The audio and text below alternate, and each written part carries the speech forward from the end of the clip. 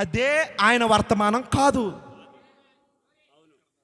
ఏదో ఒక ప్రత్యేకమైన వర్తమానముతో దేవుడు ఈ ప్రవక్తను పంపాడు. పౌలు గారికి ఇచ్చిన వర్తమానమే ఈయనకి ఇవ్వలే. పేతురుకి ఇచ్చిన వర్తమానం ఈయనకి ఇవ్వలే. ఈయన ఒక ప్రత్యేకమైన వర్తమానముతో ఈ కాలానికి పంపబడ్డాడు ఈయన. అందుకని ఈ కాలం ఏ కాలమో తెలుసా? విలియం బ్రనాం గారి కాలం ఇది. ఇదే కాలం అండి. నోవాహు కాలం అయితే, అది మోషే కాలం అయితే, అది అబ్రహాము కాలం అయితే, అది యెహోషువ కాలం అయితే, అది బాప్తిస్మం ఇచ్చే యోహాను కాలం అయితే, అది యేసు కాలం అయితే, అది అపోస్తలుల కాలం అయితే, మరి ఈ కాలం దేవుని మహిమ కలుగును గాక. హల్లెలూయా. దేవుడి ప్రవక్తను మన కొరకు పంపాడు. ఆయన దానిని మరలా పునరుద్ధరించాడు. దేవునికి స్తోత్రం.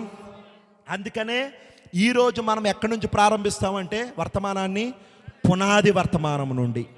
అంతేగాని అది బోధించున్నామన్నందుకు మనం పునాది వర్తమానం బోధించున్న వాళ్ళం కాదు. అది పునాది వేసుకుంటూ వచ్చి ఇప్పుడు మనం సంఘాన్ని ఎక్కడ కడుతున్నామంటే తలరాయి. ఈ 7వ దూత వర్తమానం ఏదంటే తలరాయిని తీసుకొచ్చే వర్తమానం, తలరాయిని పరిచయం చేసే వర్తమానం, సంపూర్ణతను తీసుకొచ్చే వర్తమానం, సంపూర్ణతను పరిపూర్ణతను సంఘానికి ఇచ్చే వర్తమానం ఈ ఏలియా వర్తమానం. కానీ ఈరోజు ఎండ్ టైం మెసేజ్ పేరు చెప్పుకుని ఎక్కడ ఆగిపోయామంటే ఏలియా వచ్చాడు, యేసుక్రీస్తు నామములో బాప్తిస్మం ఇమ్మన్నాడు. ఎవరో ఏలియా చెప్పాడా? యేసుక్రీస్తు నామములో బాప్తిస్మం ఇమ్మని ఏలియా చెప్పాడా? ఆడ పేతురు గారు చెప్పాడు 2000 సంవత్సరాల క్రితం. మళ్ళీ కొత్తగా చెప్పేది ఏముంది ఇక్కడ? అది చెప్పడానికే వచ్చాడు ఇంత పని కట్టుకుని. ఈయన విలియం బ్రనాం గారి లైఫ్ స్టోరీ చదివావా? ఏంటి ఆయన లైఫ్ స్టోరీ? ఒక సహజాతీతమైనది. అసలు నువ్వు నమ్మలేవు దాన్ని. నమ్మలేని నిజాలు ఆయన జీవితంలో ఉన్నాయి. ఎందుకు దేవుడు ఇంతగా ఈ వ్యక్తిని ఈ కాలంలో తీసుకురావడానికి గల కారణం ఏంటి? ఆలోచన చేయండి. ఎండ్ టైం మెసేజ్ బోర్డు పెట్టుకుంటే సరిపోదు. మరలా బోర్డులో నుండి ఎవరైనా వధువు వాక్యము కొరకు, తలరాయి వర్తమానము కొరకు, విలియం బ్రనాం కలుగున్న దర్శనము కొరకు ఎవరైనా బయటకు వస్తే నా దగ్గర నుంచి వెళ్ళిపోయారు అని అనకు. హల్లెలూయా. యేసుక్రీస్తు అన్నాడు, దేవుడు అన్నాడు ఆదికాండములో, హేబేలు ప్రత్యక్షతను కయ్యను నువ్వెందుకు అంగీకరించకూడదు? అంగీకరించుండి ఈ రోజున కయ్యను కథ ఇంకోలా ఉండేది.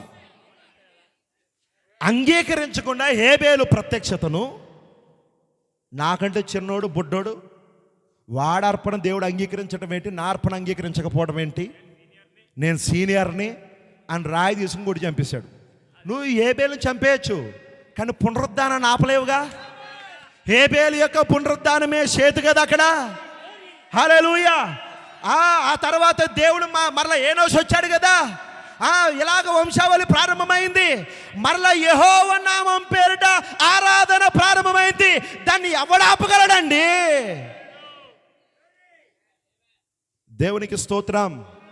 వింటున్నారా? కాబట్టి ఏంటి ఈ ఏలియా వర్తమానం ఏంటి అని ఈరోజున ఎండ్ టైం మెసేజ్లు ఉన్నోళ్ళు కూడా కాస్త ఆలోచన చేయాలి. పునాది దగ్గర ఆగిపోవడానికి మనం లేం. కొంచెం ముందుకెళ్దామా? ఓకేనా? 2 చేతుల పైకి స్తోత్రం చెబుదాం. హల్లెలూయా. కొంచెం ముందు